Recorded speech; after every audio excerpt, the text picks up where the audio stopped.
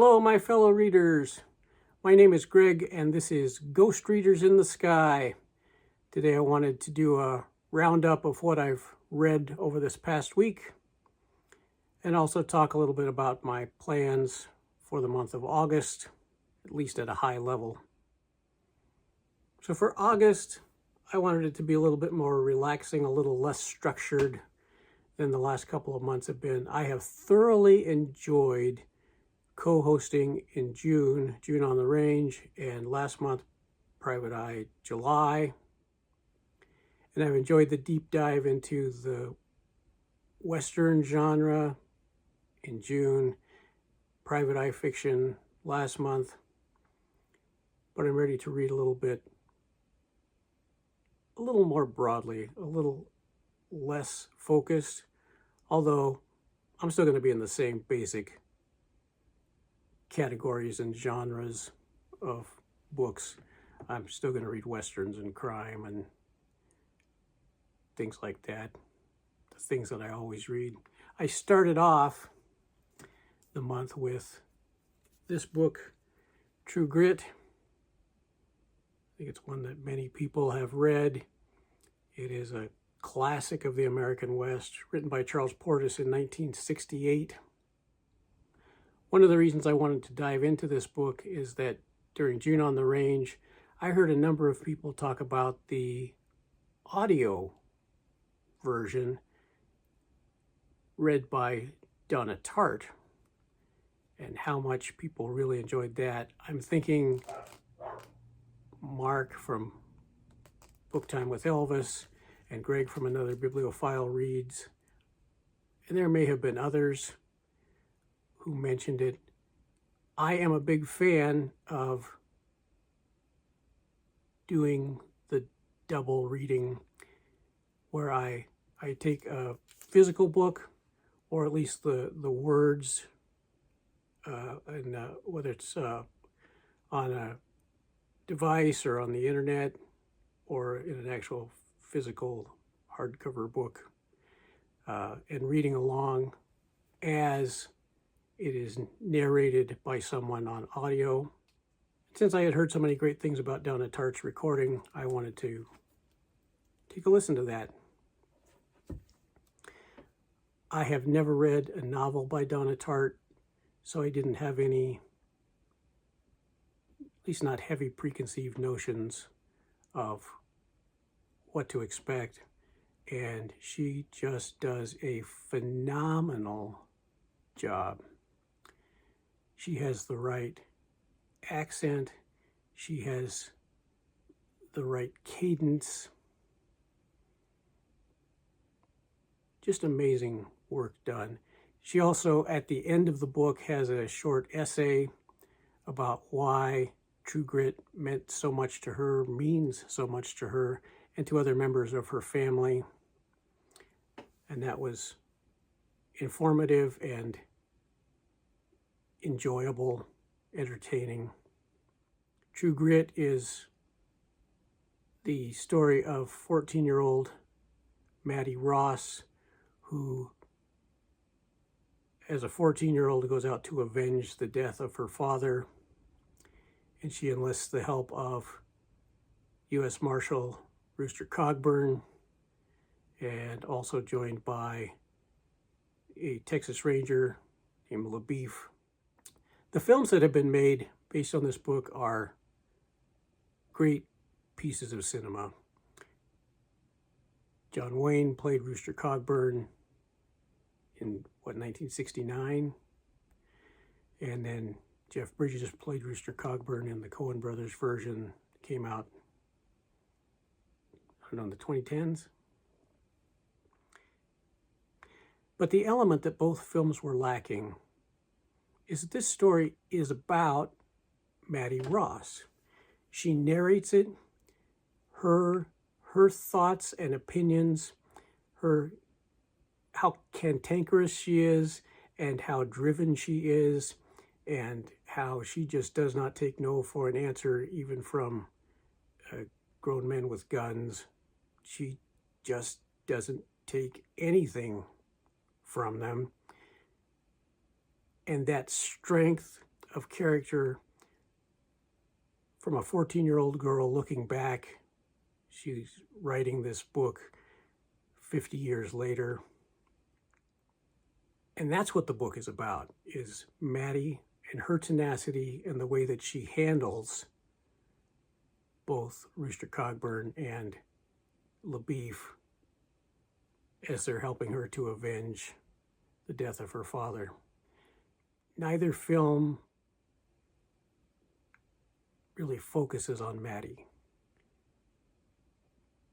The earlier film was a vehicle for John Wayne, who did a fantastic job. He portrays Rooster Cogburn really well. And Glenn Campbell as LaBeef, but who even remembers who portrayed Maddie? Which is kind of sad. She's supposed to be the main character. Supposed to be. And in the 2010 film, Jeff Bridges, again, a great Rooster Cogburn, and Matt Damon as LaBeef. But again, who played Maddie?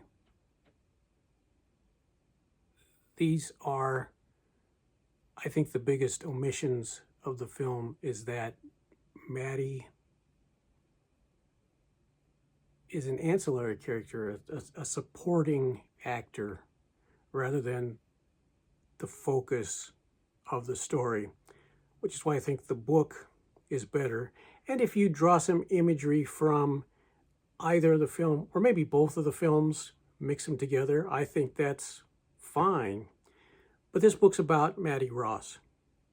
If you haven't read the book, I would highly recommend you do so, especially if you've enjoyed the films, because I think that it makes a lot of sense to see Maddie and her point of view and how she just has this drive, this mission, this goal to avenge her father's death, and is willing to do whatever it takes. She's looking for a man with true grit, although the one who is actually gritty in this book is Maddie Ross. And I said I was going to kind of do a free-for-all, not get involved in events and such in August, but there was one group read that I just couldn't stay out of, and that's a group read of some of the poetry of T.S.Eliot. And the first week of August has been focused on the love song of J. Alfred Prufrock. This was published in 1915, and again, I've done the dual reading, been reading the text, and at the same time listening primarily to the Jeremy Irons recording of Love Song. I was thinking about talking a lot about Prufrock, but I think what I'm going to do, is just toward the end of the month, I will talk about all of the T.S. Eliot that we read and maybe put it all into context. We'll see what happens. Love Song of J. Alfred Prufrock is a wonderful poem. The imagery is so memorable that even people who haven't ever sat down and read the full poem know about the mermaids singing each to each, and I grow old, I wear the bottoms of my trousers rolled. People know these phrases. And I am still contemplating some, but I think if I were going to summarize the theme of the poem, not the beauty of the words or the way that he uses language, the way that he reinvents some poetic structures, the way he plays with rhymes and with stanza lengths and with other parts of a poem. But I think the theme is, it's not so much about regret. It's not so much about choices not made, paths not taken, as it is all we have now is to plod on to keep going, to muddle through.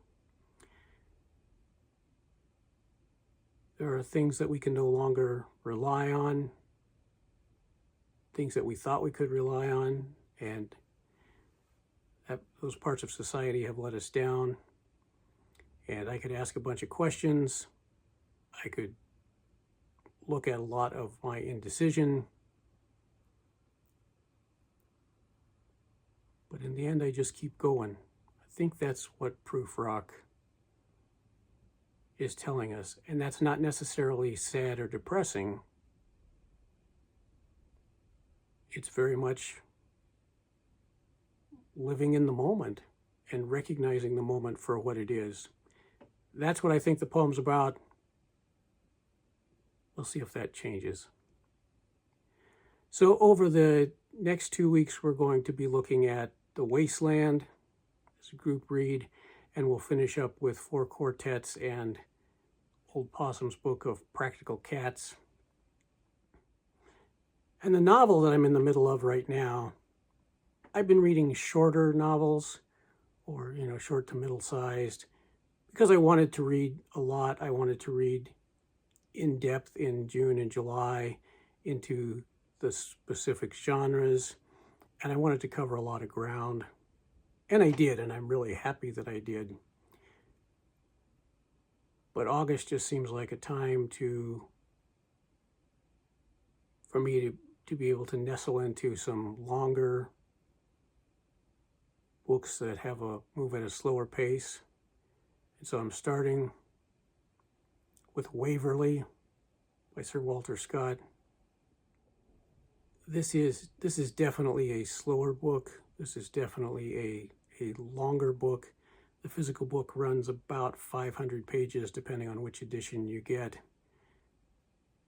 It is also available on Project Gutenberg.